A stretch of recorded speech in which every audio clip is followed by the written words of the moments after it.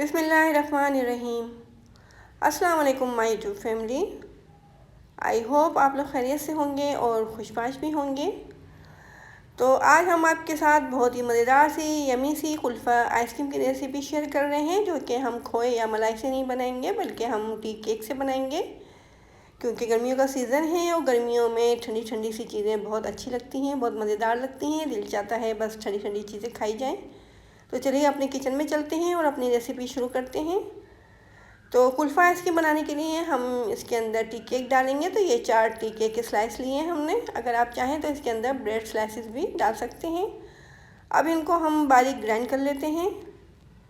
تو دیکھیں T cake کو ہم نے باریک گرائنڈ کر لیا ہے، اور 1 کلو دودھ لے رہے ہیں ہم کلفہ آئس کریم بنانے کے لیے، جو کہ ہم نے بوائل کرنے کے لیے میڈیم فلیم پہ رکھا ہوا ہے۔ دیکھیں یہ 1 کلو دودھ ہے، یہ اچھے طریقے سے بوائل ہو چکا ہے۔ اب ہم اس کے اندر الائچی کے دانے ڈال دیتے ہیں۔ تو ہم نے 2 چھوٹی الائچیاں لی تھیں، ان کے دانے نکال لی ہیں، وہ اس کے اندر ہم ایڈ کر دیتے ہیں۔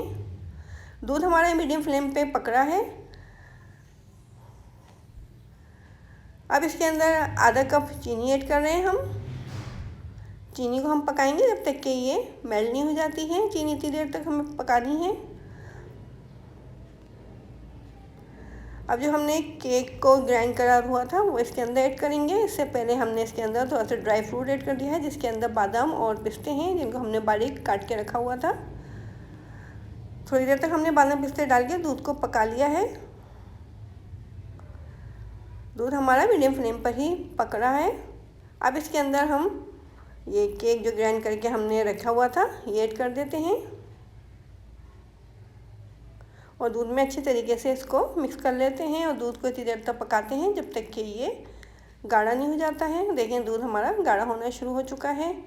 بہت ہی مزیدار سی یمی سی ہماری یہ آئس کریم بنے گی، بغیر کھوئے اور بغیر ملائی کے کلفہ آئس کریم۔ تو ہم نے ایک پین لے لیا ہے آئس کریم کے لیے۔ اس کے نیچے پہلے ہم بادام پستے ڈال دیتے ہیں۔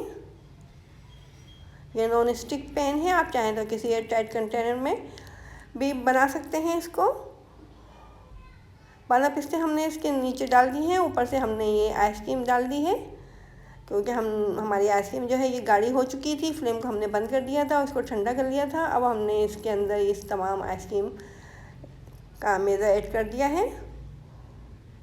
اوپر ہم اس کے پلاسٹک شیٹ لگا دیں گے، اور اس کو پھر ہم فریزر میں رکھ دیں گے جب تک کہ یہ فریز نہیں ہو جاتی ہے، اچھے طریقے سے جم جاتی ہے، جب تک ہم اس کو فریزر میں رکھیں گے۔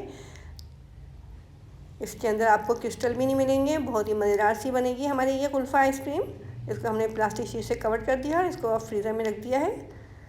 دیکھیں 6 گھنٹے کے بعد یہ جم چکی ہے اچھے طریقے سے، بہت ہی مزیدار سی لگ رہی ہے دیکھنے میں ہی یہ، انشاءاللہ کھانے میں بھی بہت ہی مزیدار ہوگی۔ تو اب ہم اس کو نکال لیتے ہیں ٹرے میں۔ دیکھیں فائنل لک کتنی پیاری لگ رہی ہے اس کی، بہت ہی اچھی لگ رہی ہے دیکھنے میں ہی۔ اب اس کو کٹ کر لینا ہے۔ تو یہ بہت ہی مزیدار سی ہماری یہ کھوئے اور ملائی کے بغیر کلفہ آئس کریم تیار ہو چکی ہے۔ تو آپ کو اگر میری یہ ریسیپی اچھی لگی ہے تو جلدی سے میرے چینل کو سبسکرائب کر دیجئے، لائک کر دیجئے، شیئر کر دیجئے، اور بیل آئیکن کے بٹن کو دبا دیجئے، تاکہ فیوچر میں آنے والی تمام ریسیپیز آپ کو بآسانی مل سکیں۔ اور میرے چینل کو اپنے دوستوں اور رشتہ داروں کے ساتھ ضرور شیئر کیا کریں، اپنی رائے دیا کریں، ہمیں بتایا کریں کہ آپ کو ہماری ریسیپیز کیسی لگتی ہیں، اور ہم کس طرح کی ریسیپیز آپ لوگوں کے ساتھ شیئر کریں۔